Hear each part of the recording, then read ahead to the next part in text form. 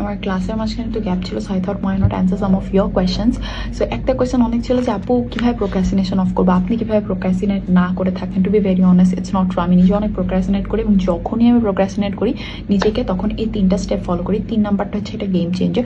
প্রথমটা হচ্ছে যে টাইম ট্র্যাক করো, প্রত্যেকটা সেকেন্ডের ট্র্যাক রাখো। তুমি 7টা 7-এ ঘুম থেকে উঠছো, তাহলে তুমি ধরো 7টা 37 পর্যন্ত কী করছো, প্রত্যেকটা টাইমের একটা রিটেন ট্র্যাক রাখো, লিখে রাখো যে আমি এতটা থেকে এতটা এই কাজ করছি। সেকেন্ড থিং বিং যে আগামীকালকে তুমি কী কী করবা, খুবই স্পেসিফিক্যালি লিখে রাখো যে আমি ওই চ্যাপ্টারের ওই টপিক পড়ছি, এবং পড়ছো কিনা দিন শেষে নিজের কাছে জবাব দিয়ে এটা রাখো। বা একটা ফ্রেন্ডের সাথেও এটা করতে পারো, যাচ্ছে তোর এটা করার কথা, আমার এটা করার কথা, আমরা করছি কিনা। অ্যান্ড 3 নাম্বার হচ্ছে একটা ফেক ডেডলাইন সেট করা। এটা একটা game changer, absolute game changer. যে ধরো তোমার 14 তারিখ কোনো একটা পরীক্ষা আছে, তুমি নিজেকে বলো যে না আমার 7 তারিখ পরীক্ষা আছে, ওই ডেডলাইনটা সেট করলে তখন তোমার একটা আর্জেন্সি কাজ করবে, এবং প্রোক্রাস্টিনেট করার চান্সেস অনেক কমে যাবে। তখন তোমার একটা রিয়ালিটি চেক কাজ করবে যে না পড়লে আসলে কী হবে। And yeah, that's it. For more such question answer sessions, keep following.